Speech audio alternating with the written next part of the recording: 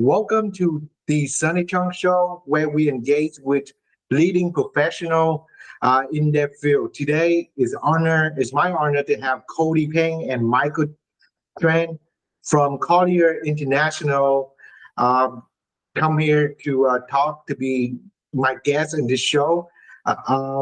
Cody is a senior vice president, has over 18 years of experience and closed over 850 transactions. They specialize in office and industrial properties. Michael's associate vice president has closed over 900 transactions. Wow.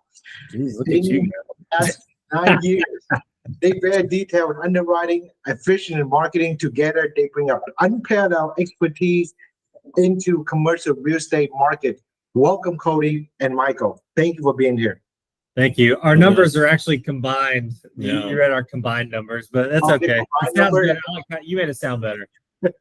I mean, who knows? You guys might have to do it all, So I mean, combined, that's still a lot. 900 total transaction is unbelievable. You got the amazing work. Today, my idea for the show is share a little bit about you guys, how you guys established the team, and give the audience a little bit your expertise about the market currently. So let's dive into a few questions I have for you. That for you both. Can you both share your journey in the commercial real estate industry and what inspired you to enter this field? Go ahead, Mike.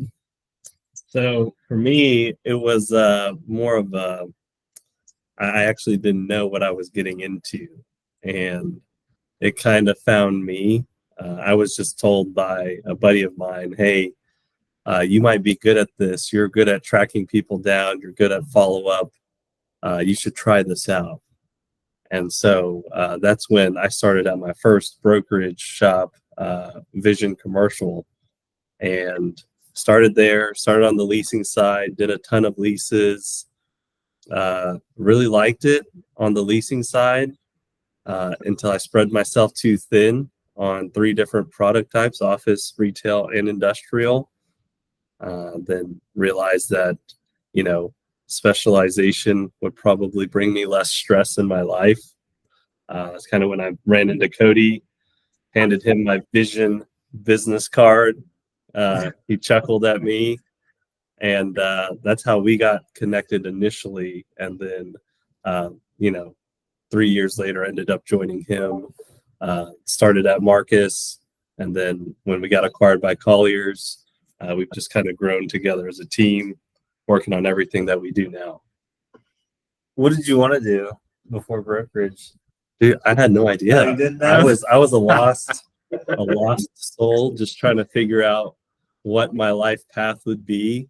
A typical Asian kid, just, do I need to become a doctor or a lawyer? Like, what else can I do? But I don't have to go to school for as long as, my parents are wanting me to.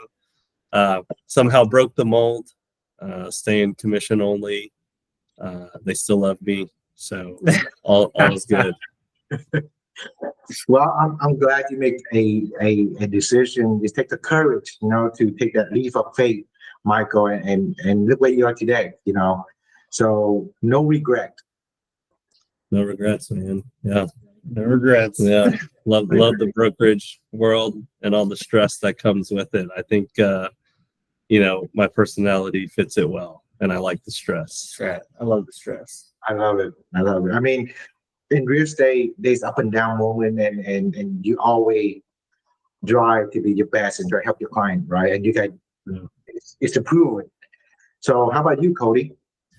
Yeah, mine's even simpler than that. I'm just a kid from Grand Prairie, and I didn't want to go to college, so I was selling cars and always wanted a Cadillac, and I thought I could get a Cadillac by working in commercial real estate. And so I went to work for David Dunn for I was with him for probably 10 years, and worked for him for a long time, and then just kind of I started on the leasing side as well, and then converted over to investment sales, and have been doing that ever since. But I've always enjoyed kind of creating your own path and kind of being your own person, and and not, being there's nothing wrong with 9 to 5 or anything like that, but I really enjoy the independent side of it, and you're able to kind of cultivate and grow your own stuff, and so I still enjoy that today, even after 19 years. But I like it. I enjoy our team. I enjoy Michael and Austin and Nick, and we always have a good time. And I really like how we've evolved into the flex side as well. And so as long as we're evolving, growing, and having fun, I'm good to go. I mean, that's the best team model. You want to work with people you like and you trust, and you got to build a great team on it. When you try to build your team, what's some biggest challenge you face in leading your team at Colliers, and how do you overcome them, Cody? Well, I mean, I'm not the team leader or anything. I just probably talk more than anybody else, but we're all we're all equals. I mean, Tran can probably tell you better than anybody. I mean, as far as growing a team and adding people on or figuring out who's good for you, I mean, you got to have the same vision. And luckily for me and Tran, and especially Austin, we have the same vision. We may argue about stuff all the time, but as far as our end goals go, we have the same end goal of where we want to go, what we want to get into, how we want to achieve certain things. And so you just have to have the same alignment. And that's why even, after work, after hours, weekends, nights, we hang out as well. And, the work talk continues on those times also. And so it's really not just, coming in and working. It's really kind of a way of life that we all enjoy. And so it's hard to find people like that. And so that's why we've been together for so long. And, that's why not a lot of people can really come on to the team, and, because you just have to have that same kind of family mindset and understanding of, where all of our motivations come from. I think you establish a culture that efficiently and collaboration and bring your team to success. And you guys seem like a very good syndicate team, and of course, like any family, you're gonna have fight back in for like a brother, but you overcome that. I think that not a lot of people can do that. Not a lot do that. It's team collaboration. That's one thing that I realized, that you and Tran that work together on this. So let's talk about your profession for 1 second, about the market, what's going on with office and flex space. What are some of the biggest, let me phrase this question. How do you guys stay ahead of the market dynamic and adapt your strategy to ensure success with your client? Man, there's a few things, because on the flex side, we're tracking it so deeply and so far out. One thing is we're always looking for their best interest. And so whether it be what the supply is coming to that specific market, where are you at right now? Where do we see this market going? Educating a lot of owners on where they're positioned at and where we think their value is and where it could go is pretty key for us right now, because that's actually a huge hurdle we're seeing. Is actually, everybody thinks flex is hot and that it's like a number one product and so many buyers are coming to it. Yes, that's true, but you want to make sure with what we're seeing, we're actually seeing some guys right now decline in value, no longer a triple net market. Others have bought into that market, causing their rates to come down from $12 triple net to $9 triple net, and they're kind of going backwards in value, which you never want to do, but obviously, but that's just one thing that has been a hurdle, is just educating them on values there, also on what their values could have been a year or two ago. That's been a big one. And being cautious of oversupply. Yeah, the oversupply coming to the market, and then the demand's not going to be there as much, or leasing will slow down in that market. So that just advising on where to develop, where to build, how much can you build here, is this a legacy asset that you hold, or is this one you build and sell, is kind of an approach we've taken. And also, just add on, just if you're gonna amenitize the asset as well, amenities are kind of key, not just in flex, but in office and multifamily and everything. And so, you want to make sure that if you are going to surround yourself with competition, or if you have that possibility of being surrounded by competition, that you make yourself that outlier. Just like in brokerage, I always say, there's a lot of people that do what we do, but you got to be that outlier. You got to be that reason that people look to and say, okay, this is the specialist in here. Everyone else is just kind of doing it. Right. I'm not asking you to show your trade secret, but I appreciate you sharing the information, because that's why the client hired you guys. You guys do a wonderful job, and you take care of your client and make sure it's right for them, and you put them interest at first, and then you do provide the service. Let me follow with the question on this, Cody. What's the key trend that you guys see in an office and industrial market right now, and how that trend shape the future of commercial real estate in the future? Well, the trend for office, I think it's quite obvious. It's got 3 to 5 years before it, I think, even starts to see any recovery whatsoever. I thought last year was going to be the year of foreclosures, but it looks like this year, next year probably will be. But there's a lot of foreclosures going on the office side, a lot of note swapping.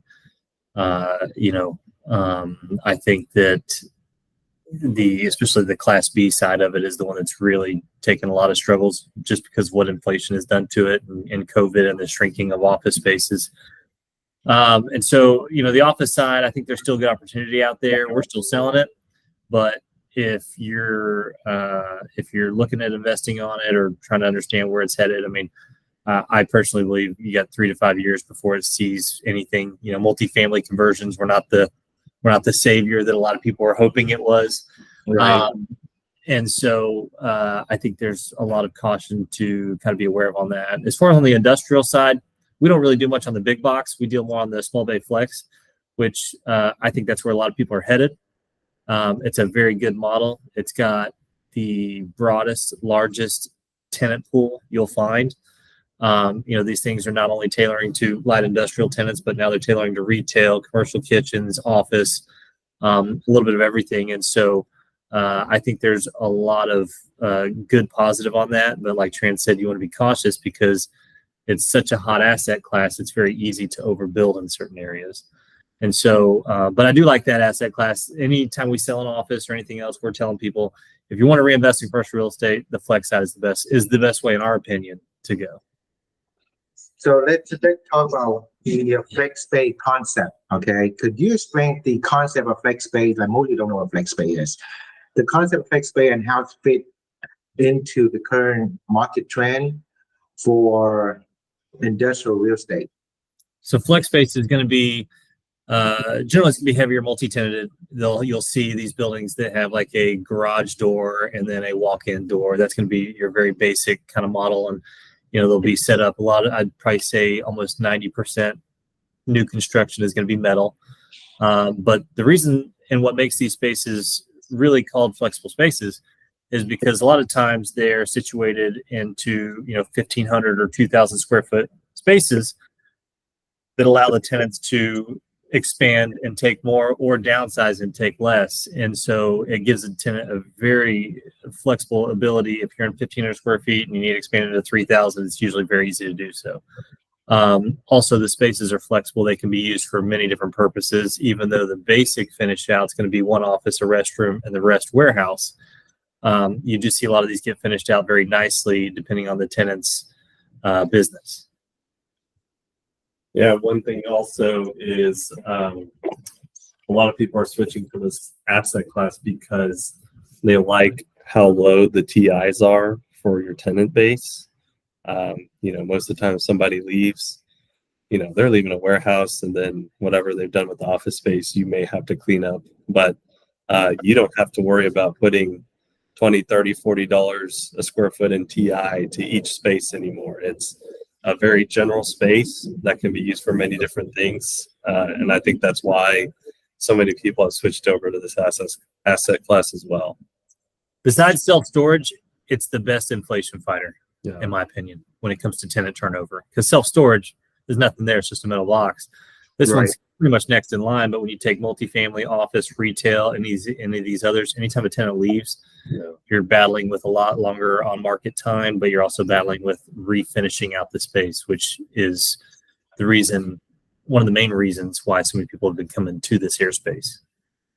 So I think it's also the growth of the the e-commerce space. That's why you have mom and pop that people look at flex space, they can storage, and they also have the office there. And I think you guys have a great niche for this market, and you are proven of it. So it seems like you guys have so much stuff going on, which what your plan is and what you try to build your team based on office and industrial office that you guys working on. So what is your future goal, and both professionally and personally, coming up next year, coming years? What's our future goal?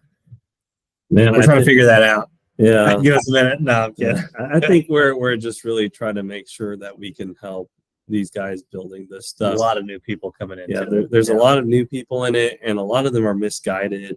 A lot of them are told, hey, you can sell this at X cap rate, 4 cap, 5 cap, with, it does not make sense. Understanding the area, not building in Granbury and towns like that.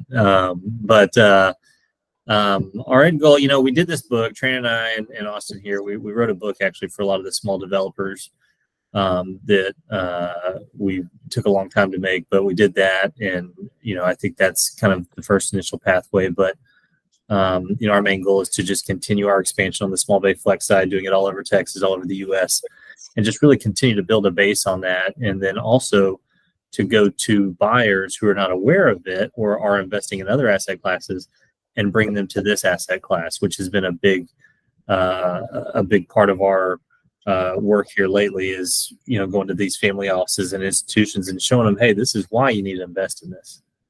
And so that's we've got quite a few goals, but I think that's probably our best team goal. And then personal goal, I don't know, Tran just got a house and another car. I mean, I think he's achieving his personal goals. I don't know.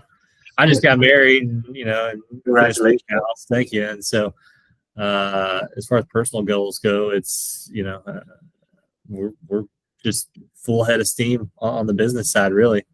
Well, I know you get robot book. I would love to get autograph from you guys and to to post it up. I'll get you one. Domination, is that the book that you guys talking about? Yeah, flex-based domination. Yes. So do you have a copy of it right there you can show to people? No, I'll grab one though, but I'll make sure and send you a copy. Perfect. I'll come by and pick it up. How about that? To see There you you guys or something.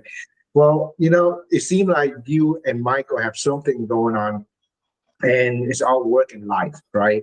So I want you to share with the audience, how do you can manage your time and maintain the healthy work-life balance, or if there is one, that's in demanding career that you guys have right now? Well, I'll just tell you mine first. I don't have a work-life balance, so I just work until I'm tired of working, and then I go home. But I mean, Tran will tell you, I work 24/7, but I enjoy what I do.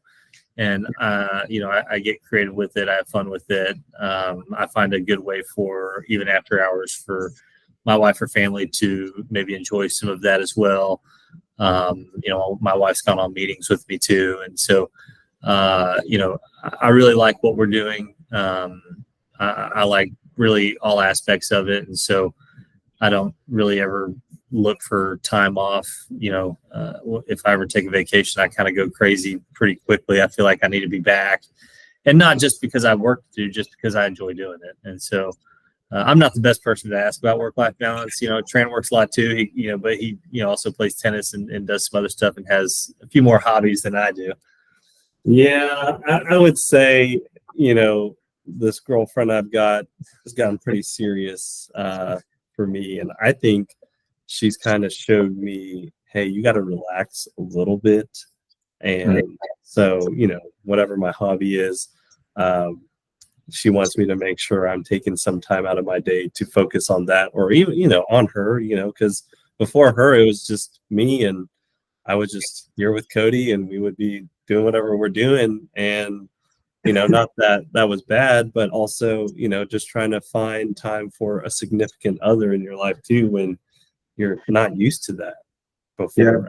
So now, I'm learning to time block. I'm trying to be really efficient when I am here.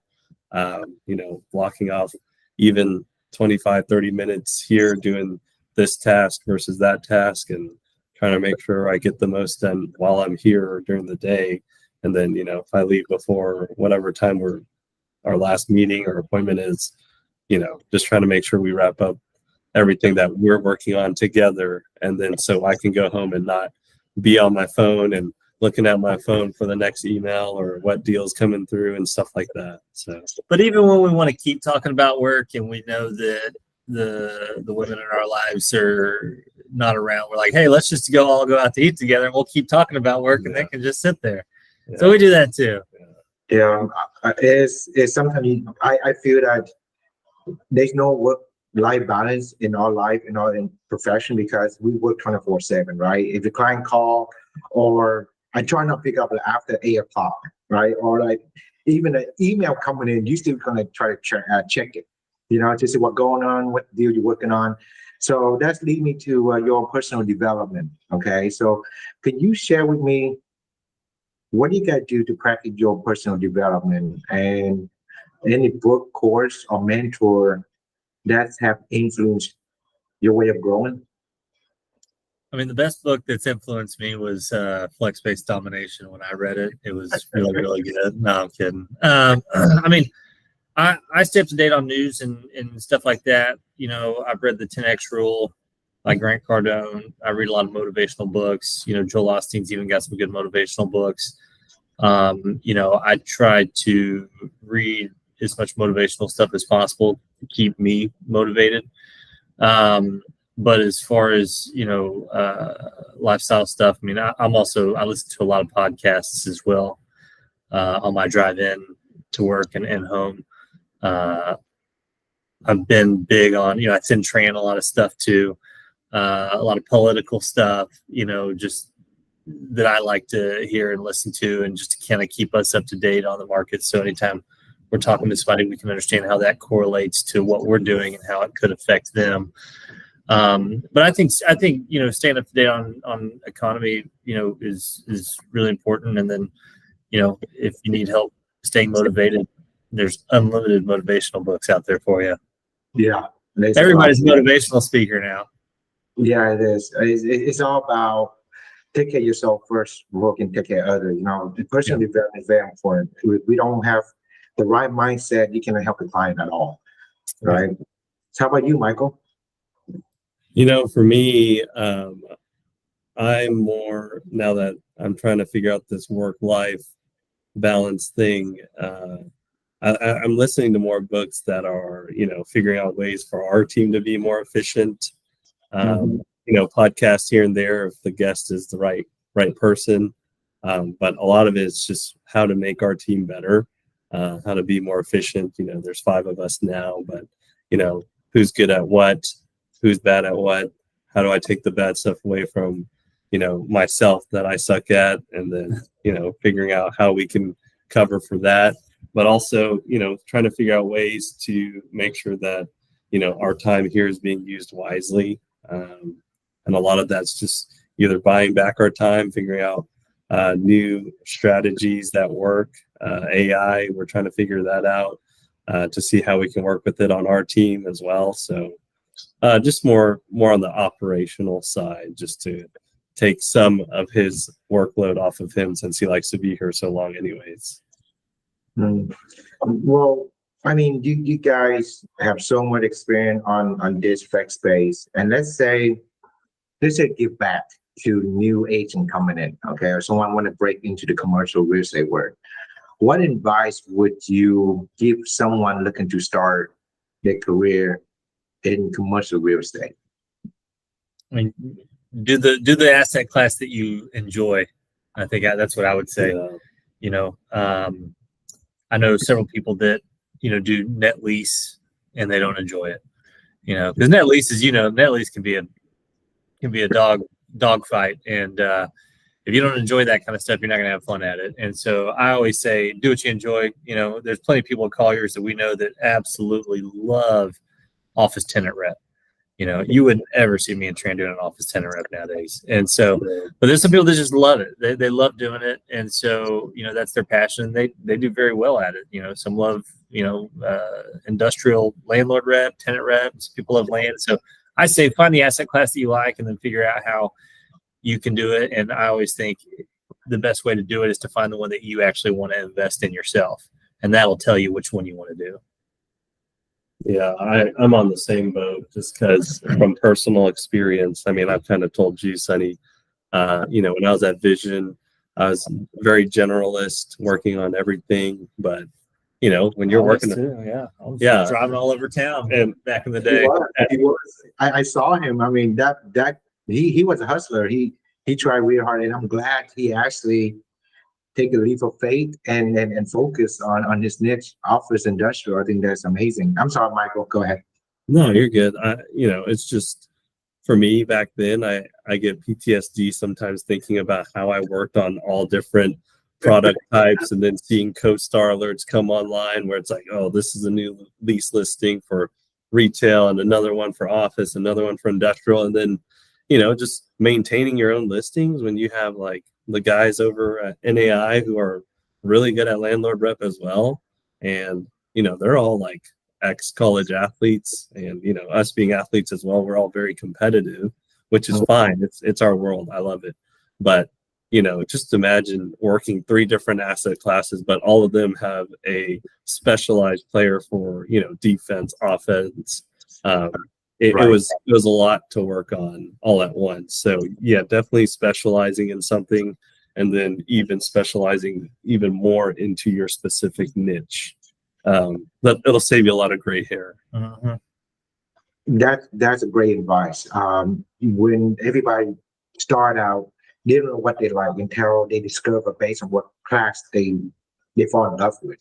And when you share that from you did pretty much everything, Michael, and you focus on things, you actually excel so well. So I just want to wrap this thing up. There's one question that I ask all my guests, everything on this podcast, and I want to see how you able to give back or share with the next generation. Let's say you guys accomplished everything you did, your career, your life, and then you make a bunch of money and you have everything you want and your dream, your goal, everything. And then one day you're going to pass away. You're going to leave this planet. You cannot take anything with you. What 3 things that you want people to remember you by? What 3 things do you want people to remember you by? You may go first. Yeah, go ahead. That's a tough one. Yeah, it's a tough one. I think I'd like people to know that whoever I met, whoever meets me, I want them to just think, that they felt good walking away from having a conversation with me, right? And I made them feel good about themselves. I do like that. I'm not a motivational speaker or anything like that, but I do like empowering people, helping them feel good about themselves, because I like that whenever that happens to me. Obviously want to be a good husband, which so far I've done a great job at it. I can say that. I give myself kudos for that. And then a good son to my dad. That's very important to me. Good. There you go. How about you, Michael? Do the same, baby. Man, I have a very serious girlfriend who I think will be a future wife, who I think yeah, we all like her a lot. She wants kids. I want to be a good father to those kids, but just also more so on me. I want people to probably remember me as somebody who lived life to the fullest, but when it came down to, hey, you got to work. Sounds like a dating bio. You got to work. Yeah, basically. I love to have fun. Yeah, I love to live. I'm always down for a good time, and that's the thing is like I want people to always laugh, always know I was helpful, good guy, always willing to help people whenever they need it. He was reading his old online dating profile. I was, Sonny. yeah. That's Love why, to travel. that's why online dating didn't work for me. I think that's good for your personal growth and what you want to do. Good son, good husband is like we all want that, Yeah. right? So let's say just one thing you want to leave behind, just one thing that for the next generation. That one advice you guys can give for the next generation that you got. Advice. The power's in your own hands. Yeah. You know, Don't you be control your destiny. Yeah, don't be a shithead. Don't be a shithead. Don't be like me. No, I think you should give yourself more credit in that. You know, it sounds to me that you're a humble guy. You do right by the book. You take care of people. You take care of your work, your family, and everything else. You know, so that's a good way to live. You know, the thing is, People. yeah, we want to give something back. Let's say we give something back, like something that I learned something to think about, right? Something that we can think about, we can learn from it. Well, gentlemen, that includes the whole podcast. Thank you very much for your time today, and I really appreciate it. Let me stop that recording.